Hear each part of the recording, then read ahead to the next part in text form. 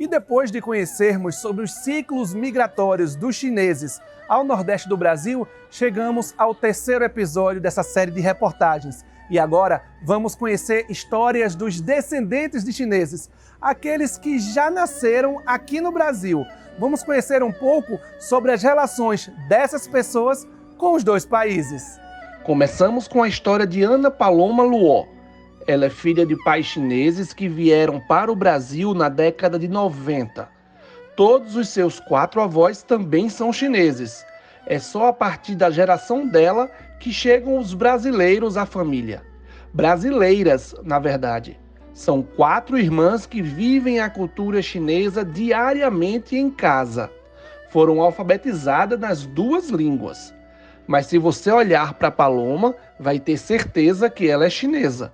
A não ser se ouvir o sotaque, que é bem recifense. Eu sempre falo, né? Para você saber, conhecer uma cultura de verdade, você tem que começar a aprender pelo idioma. Porque as formas de expressar é diferente. O chinês é difícil porque, por exemplo, tem os sequenciais de frases, assim, a ordem não é igual. Mas é interessante estudar. Todo dia tem que estar aprendendo, tanto que em casa a gente só pode assistir programa ou em inglês ou em chinês. E não é só televisão em chinês. Ela consome conteúdo cínico o tempo todo. No celular, no computador, estudando e até na embalagem do lanche, que tem sabor da terra dos pais. Aos 27 anos, a jovem já esteve 4 vezes na China. A última foi para estudar o mestrado em Beijing. Lá, ela se integrou bem com os colegas. O mais surpreendente é que até eu mesma, filha de chineses, todo dia vivendo cultura chinesa, eu tive um choque cultural na China. Porque minha aparência não é de brasileira, não é de estrangeiro. Então as pessoas me tratavam como se eu fosse uma chinesa. Só que eu também não sou acostumada, porque brasileiro é muito caloroso. Além disso, ela também precisou reaprender a estudar. O jeito de ensino é diferente também, é muito mais puxado que a gente. A gente às vezes reclama, né? Eita, aula de tarde, né? E tudo mais. Só que lá é todo dia mestrado, né? Todo dia era de manhã, tarde e noite aula. Os alunos são dedicados. E isso me surpreendeu muito. Isso me fez com que, poxa, eu também quero estudar assim, vou ser esforçada também. Então isso, querendo ou não, me puxou para cima também. Essa pequena no braço da mãe também é uma brasileira, filha de chineses. Mas Melissa fez o caminho contrário dos pais. Voltou para a China quando tinha 2 anos de idade. Foi lá onde ela cresceu. E como meus pais, eles trabalham muito e não tinham tempo para me cuidar.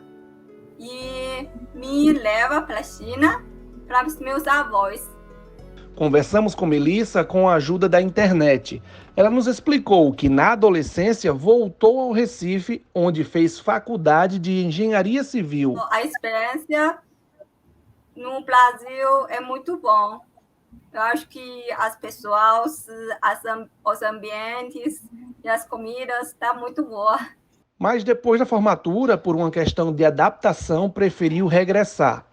Os pais continuam no Brasil, mas Melissa está casada e mora em Yanzhou, no sudoeste da China.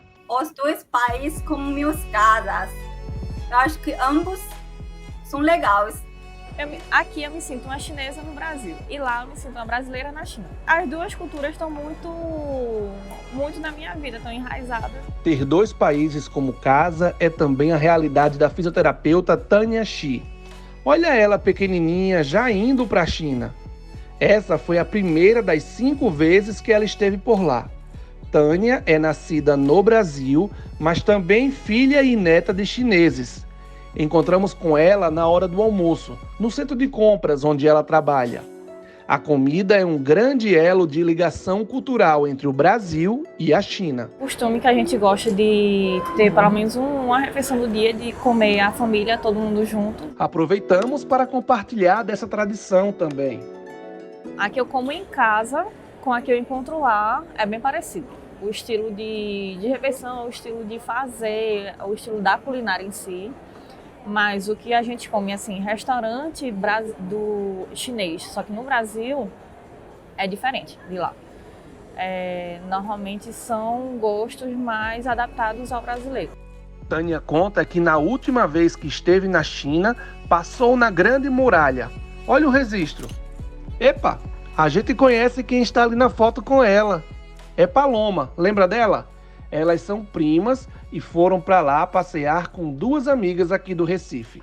Eu digo que eu me sinto mais brasileira.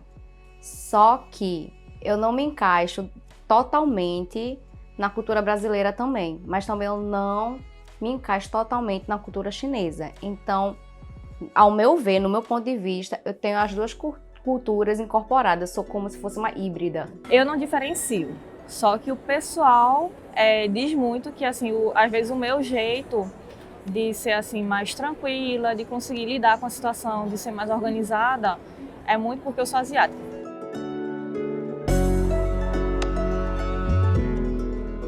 Com imagens de Débora Dantas, do Recife, Luiz Boaventura, numa coprodução entre o Diário de Pernambuco e a Rádio Internacional da China.